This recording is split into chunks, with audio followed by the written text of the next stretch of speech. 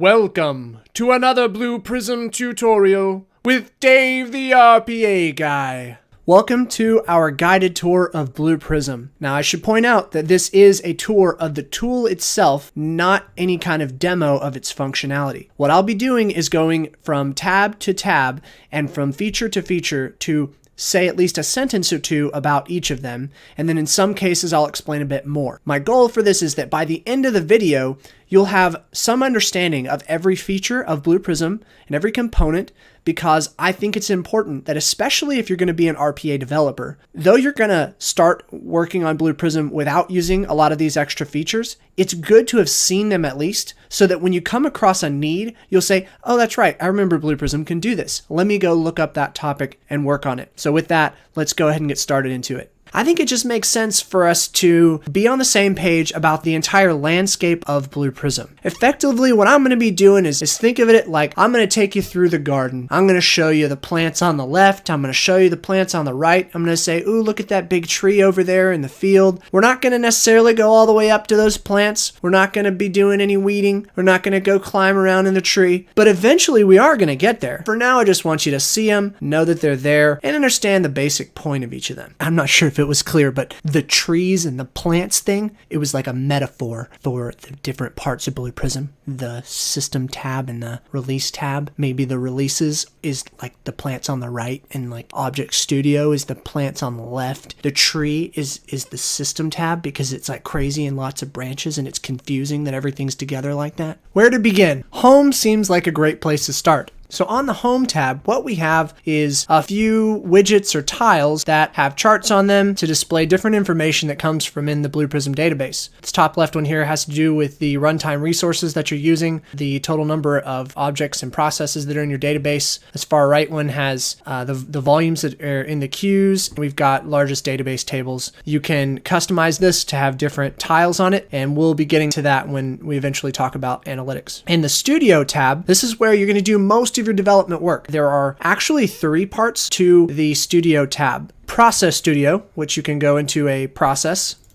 which has business logic. You can see that we can work with all these stages, which we'll get into later, to describe your workflow for the business logic you do throughout the day for a manual process. That's Process Studio. Now we've also got Object Studio, which looks almost exactly the same, has a little bit different functionality and features available to you compared to Process Studio. But here is where you're going to develop the representation of the functionality or actions available in an application.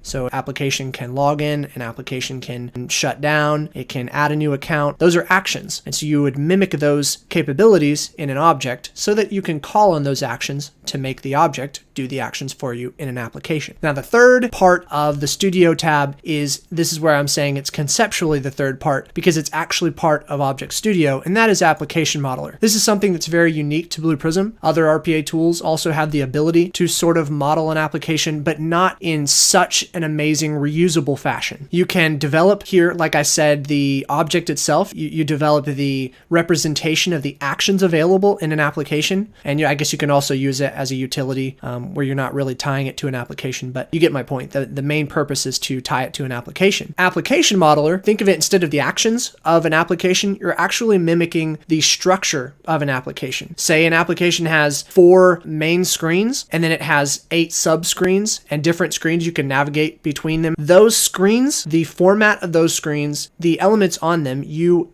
put into Application Modeler so that then later on, when you're trying to work with that application, the object knows, when I do this action, where do I go to do it? The next tab is Control, and this is known in general as the control room. You can do quite a few things in Control Room. The two most prominent things that you'll use the control room for is going to be session and queue management. So in session management, this is where you're going to run processes on runtime resources. You'll run those processes and you'll manage the sessions of them. Also in the control room, this is where you manage your queues. This is work queues that contain a bunch of work case data. For example, example, an Excel spreadsheet might have 100 rows of account numbers you need to add into a system. Each of those account numbers would get their own queue item inside of a queue. So this might be a queue item for an account number. This is another account number, and the bot can work through those one at a time. The next thing you see here is active queues. So this is similar to queue management and session management sort of combined into one. And using active queues, you can accomplish some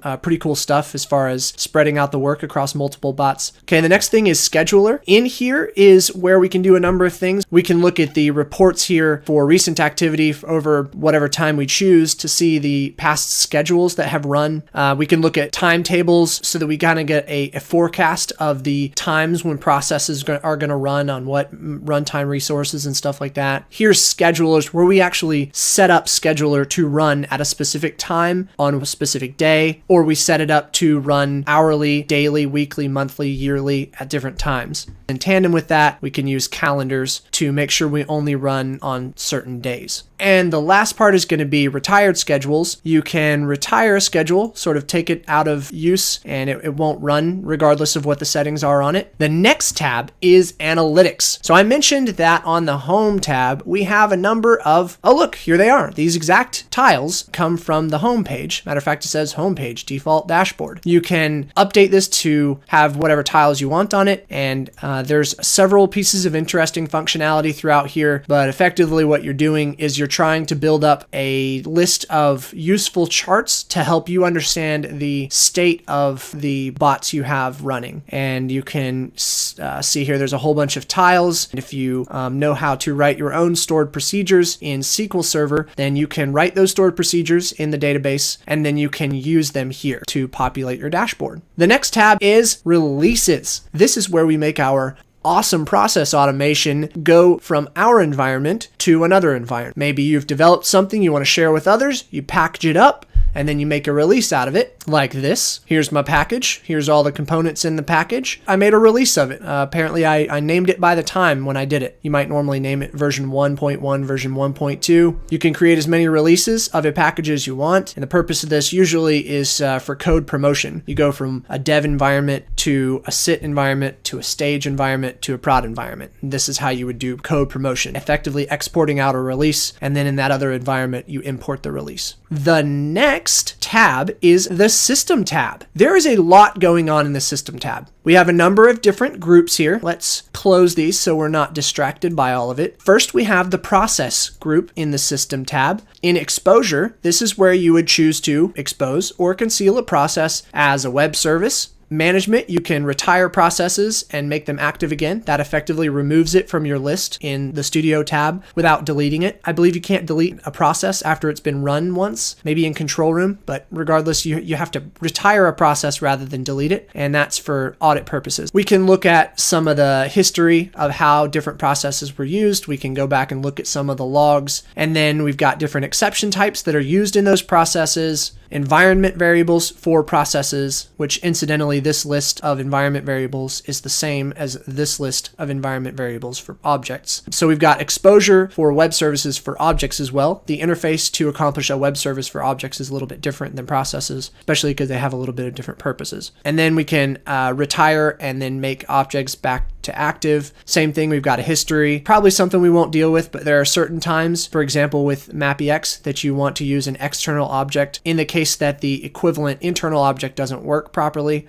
This is where you can get data from an external source using a web service. So just like you can expose your own processes and objects as web services, you can accomplish using someone else's web service. And then we've got exception types that are used in the objects. And as I mentioned, we've got the same environment variables list. It's not separate between the two. So you create an environment variable, and that's accessible to objects and processes. The next part of the System tab is resources. This is where I mentioned if we were to use active queues, this would be important because active queues work on the basis of having a resource pool, meaning you have like 5 different machines on which a process automation could run. And then you can effectively let Blue Prism decide for you how many of those resources resources it should use to accomplish the task of getting the work done. We can manage our resources by doing the same thing that we did with processes and objects. We can retire them by just dragging them over, and now they are taken effectively out of the pool. In workflow, this is where you will create queues. We have queues here. We can create more queues, set the settings here. We can encrypt the queue. Here's environment locks also in the workflow area. This we can talk about later, but effectively this is to deconflict the usage of, for example, getting into an application that two machines need to log into, but they're not allowed to log into it at the same time. They would use an environment lock to basically tell each other whether or not they're using that application at the time. The next group in the System tab is Security. In this group, you'll have a number of things you can do. These first two have to do with users and their access to Blue Prism itself. So this is not talking about access to anything outside of Blue Prism. You'll see here you can create users and then give them password. You can also give them access to specific aspects of Blue Prism, certain tabs and not other tabs, parts of tabs. The System tab itself, you have a lot of fidelity in what you can give users access to. For example, you can let them edit environment variables, but then not let them create their own queues, for example. Different sign-on settings, so you can require them to set their password based upon certain parameters. And then in credentials, this is what we generally call Credentials Manager. It's a secure place where you can store account details like passwords, store a username and a password, and then you can go retrieve that at runtime so that the bot can log into applications rather than hard coding that straight in the code. And that makes it not only more reusable, but also more secure. The last part of the security tab here is where you'll set up your encryption schemes. I only have one here because actually right now I'm connected to a Blue Prism server, an application server that is on my local machine. Basically what this does is gives me the ability to create credentials and do some other things as well. If you were to try to create credentials without some kind of encryption scheme set up, it wouldn't work. The next group in the System tab is the Audit Group. This has logs for processes, objects, and then audit is a little bit different. It's going to show you sort of what different users did. It'll say, like here it says, the user admin reset the password to admin. The user admin logged out of the resource, and things like that. So it's sort of an audit log. Hey, what have the users been doing in this environment? For these next two pieces of the audit group, I'm coming back and I'm re-recording this because I listened to my explanation and I felt it was confusing. What I'm going to do is just boil it down to the basic points on each of these pieces. First is statistics. In here, we have variables that are effectively just the same as all other variables, except in this case, whenever you put data into the variable, that data gets stored in the database permanently, and then you can use that for reporting.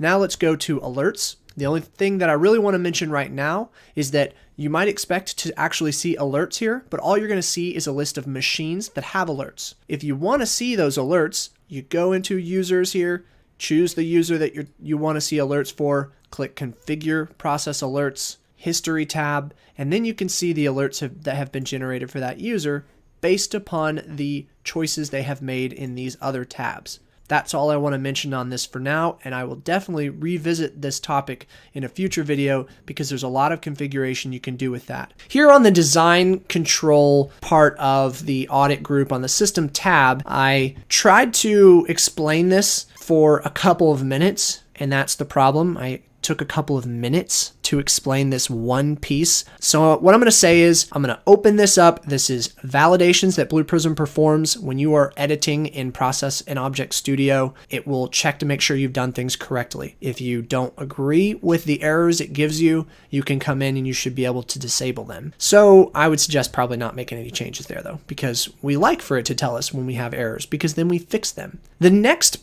piece of the System tab is the System group, for lack of a better term, I guess. In here, you have quite a bit you can do as well. I'll point you to a couple of things here in the settings area. This top checkbox, you can just check this, and then whenever you log into Blue Prism, it will automatically start up a runtime resource for you to use in Control Room. We have a number of other settings here. So what the other thing you can do here is you can change colors. Maybe you want to have different colors for different environments so you're not confused. In here, you'll see that this is where I have my license, and really my only limitation is that I can only have 5 sessions running concurrently. That's where you install your new license, by the way. Install a license, choose it, and go for it. Archiving, I have mine set to automatically back up your logs. if it's over, however long, a month, a year, whatever you choose to do. Now in Scheduler, there's just a couple of things that are important here, or maybe just really one thing that's most important, is that if you're running on an application server, and hear me out, you have to be running on an application server like I'm doing right now. You have to be on an application server and have this box checked for the scheduler to work. We've got calendars, we can create calendars, and we can choose what days of the week are the working week, and then we can add holidays into it. That's really all there is to it here. The purpose of this is so that when a process is running, you could do things like have it run every day, or you could choose to purposefully have it only run on the working days of the week and not run on holidays and stuff like that. With fonts, I'll just mention really quick, there is the ability to bring in fonts from outside of Blue Prism to help with surface automation and optical character recognition, as well as once you have a font and you need to export it, you can also do that here. And this last group of reporting in the system group of the system tab is for reporting. So you can check this box, which I believe is unchecked by default. You can check this tab, you can select to automatically refresh statistics. Let me just show you really quick how easy it is to use this. You just select one of these reports, and there's a couple of reports that are already available to me. I didn't have to create these, they were already here. I can click generate, and I'm just gonna go to the desktop, say test, and then in just a second here, that report will pop up. So this is the file that was generated by that. It tells me the version of Blue Prism. This is a Blue Prism server and it's run on the local host. So there's lots of good information you can get from this. So that's it for our guided tour of Blue Prism. I hope you weren't terribly bored by it. I know I went into probably a lot of detail there, but I'm hoping that somebody somewhere out there is benefited. Let me know if I helped you out. I think we are ready to start developing in Process Studio. Next video. We're going to start working in Process Studio in the next video. Let me go ahead and tell you now though, while you're learning the basics of Blue Prism, you should also learn the basics of design. So go on Google right now, look up object-oriented design, read up on it a little bit so that you can start to learn that along with your skills in Blue Prism.